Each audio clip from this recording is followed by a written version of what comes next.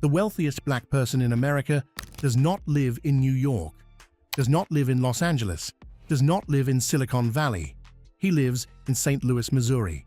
His company generates $20 billion in annual revenue, serves over 80 of the Fortune 100 companies, including Apple, Microsoft, Citi, and the United States federal government, and he has been building it for 34 years in almost complete public anonymity. His name is David Steward, and most people have never heard it. When most Americans are asked to name a black billionaire, they name an entertainer or an athlete. The actual wealthiest black person in America is neither. He is a technology entrepreneur who started with $250,000 in seed capital, watched his car get repossessed from the office parking lot in the early days, and built a company so quietly dominant that the Fortune 100 depends on its infrastructure, while the rest of the country has never once mentioned his name at a dinner party. Today, we are telling the full story of America's wealthiest black family, who has been hiding in plain sight for over 3 decades. The Steward family. David Steward, $12.4 billion, a Forbes self-made score of 10 out of 10, the maximum rating shared by just 25 billionaires on the entire Forbes 400 list, and a dynasty that most of America still cannot name. Stay locked in until the end, because we are breaking down the moment David Steward watched his car get towed from his own company's parking lot because he could not make the payments, and chose to keep going anyway, from that parking lot to $12.4 billion. That gap, and everything inside it, is the most instructive wealth story in American business that nobody is talking about. We are going chapter by chapter, from a segregated small town in Missouri to the single most successful privately held technology company in American history by revenue. This story does not start with a tech prodigy or a Stanford dropout. It starts with a kid from Clinton, Missouri, whose father worked as a mechanic, a janitor, and a trash collector, and who decided that was not the ceiling. Chapter 1. The origin, segregation, faith, and a father, working 3 jobs. David Lloyd Steward was born on July 2, 1951, in Chicago, Illinois, and raised from age 2 in Clinton, Missouri, a small rural town in the heart of the Midwest where the rules of segregation were not hypothetical. They were the architecture of daily life. His father worked as a mechanic, a janitor, and a trash collector, 3 jobs simultaneously to support a family of 9. David was one of 7 siblings. There was no family capital to inherit, no professional network to access, no social infrastructure that would have predicted a $12 billion outcome. What there was instead was a mother and father who treated education as the only door the system had left unlocked, and a son who walked through it without hesitation. After graduating from Central Missouri University, Steward worked in sales for Missouri Pacific Railroad, Union Pacific, and FedEx. At FedEx, he was named Salesman of the Year and inducted into the company's Hall of Fame, a distinction that told him 2 things simultaneously: that he had the skill to sell at the highest level, and that a ceiling existed in the corporate environment that his performance alone could not break through.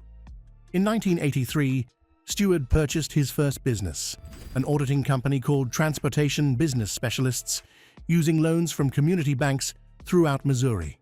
He was 32 years old. He had no inheritance, no venture capital, no Silicon Valley network. He had loans from community banks in Missouri and the discipline to repay them.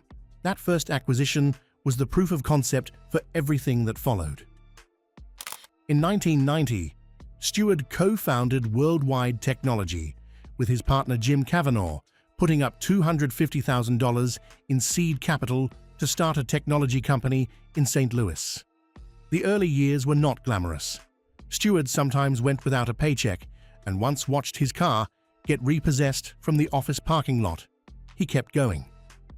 The financial concept at the core of WWT's rise is called trust-anchored enterprise scaling, building institutional client relationships on the strength of delivery consistency rather than marketing spend or public visibility. compounding those relationships over decades until the client list becomes the most powerful sales document in the industry. When Apple, Microsoft, and Citi depend on your infrastructure, every Fortune 100 company that does not yet use you becomes a prospect whose decision is already half made. WWT is now the largest Black-owned business in America, generating over $20 billion in annual revenue, serving more than 80 of the Fortune 100 companies and employing close to 10,000 people globally. Steward built that from a $250,000 starting position in 34 years, without a single public offering, without a Silicon Valley address, from St. Louis, Missouri. Forbes gave Steward a perfect self-made score of 10 out of 10, a distinction shared by just 25 billionaires on the entire Forbes 400 list, making him one of the most genuinely exceptional rags-to-riches wealth stories in American corporate history. His net worth has grown from $6 billion to $7.6 billion to $11.4 billion to $12.4 billion in successive years, compounding at a rate that reflects not market speculation, but the sustained, contracted revenue of a company that 80 of the Fortune 100 pay annually without interruption. The Steward Family Foundation gave more than $11 million to United Way of St. Louis in 2023 alone, making the Stewards its largest annual philanthropic donors. The wealthiest Black family in America, by documented net worth, by Forbes ranking, by any measurable standard, is giving $11 million a year to one organization in the city that raised them, in silence, without a press release. Chapter 2. The Dynasty, a family built for the next generation.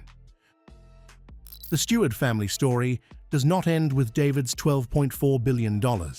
It continues, actively, deliberately, in the next generation.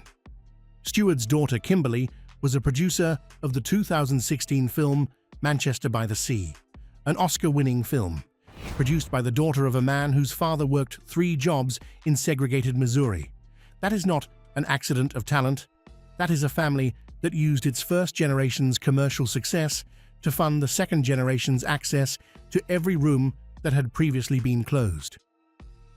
David Steward's son, David II, is the CEO of Polarity, a holding company for a range of firms producing content across graphic novels, comics, animated television, film, and gaming, specifically designed to feature diverse characters and stories. His sister Kimberly is an Oscar-nominated film producer. Both are active in the Family Foundation. Both are operating in industries, media, entertainment, content that are structurally distinct from WWT's technology infrastructure business, which means the second generation has diversified the family's economic footprint across 2 separate major industries while maintaining the shared foundation of the first generation's capital. The Steward Family Foundation's 3 focus areas are arts, education, and human services, all explicitly aimed at creating opportunities for underrepresented communities. The family is not just preserving wealth, it is building the institutional infrastructure to deploy it for another generation. The legacy strategy the Steward family is executing is called institutional philanthropy as community infrastructure, the systematic deployment of philanthropic capital into organizations whose outputs directly expand opportunity for the demographic that the wealth-building generation came from. The Stewards have supported Array Alliance, founded by filmmaker Ava DuVernay, which works to advance social justice through art. David Steward chairs the board of Concordance in St. Louis, which aims to reduce reincarceration rates. The foundation funds STEM education initiatives. It supports the Wendell Scott Foundation, honoring the first African American to win a race in NASCAR. Every philanthropic choice in this portfolio traces back to the same logic.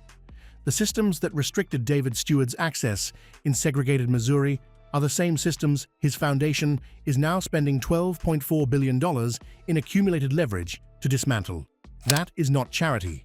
That is strategic institutional disruption with a balance sheet behind it. The life that $250,000 in seed capital, 34 years of consistent execution, and a maximum Forbes self-made score of 10 producers a $12.4 billion net worth that has grown by over $6 billion in a single year. A company that 80 of the Fortune 100 trust with their core technology infrastructure. Two children operating at the highest levels of American media and entertainment. A family foundation deploying millions annually into criminal justice reform, arts access, and STEM education in the Midwest. Trustee seats at Washington University in St. Louis and the Missouri Botanical Garden. And the singular distinction of being the only person in American business history to build the largest black-owned company in the country from a $250,000 starting position in a mid-sized Midwestern city, while the entire conversation about black wealth was happening somewhere else, about someone else, in a city that was not St. Louis. From a segregated small town in Missouri, where his father worked 3 jobs to keep a family of 9 afloat, to the Forbes 400 at position 84, with $12.4 billion and a self-made score of 10 out of 10, the maximum rating in American billionaire history. The wealthiest black family in America was never hiding. It was building in St. Louis in silence for 34 years, while the rest of the conversation went looking for it somewhere else. So tell us in the comments, what hit hardest, the repossessed car in the office parking lot and the decision to keep going anyway? The $250,000 seed capital that became $20 billion in annual revenue? Or the fact that right now, the wealthiest black family in America is in Missouri and most people still cannot name them? Drop it below right now.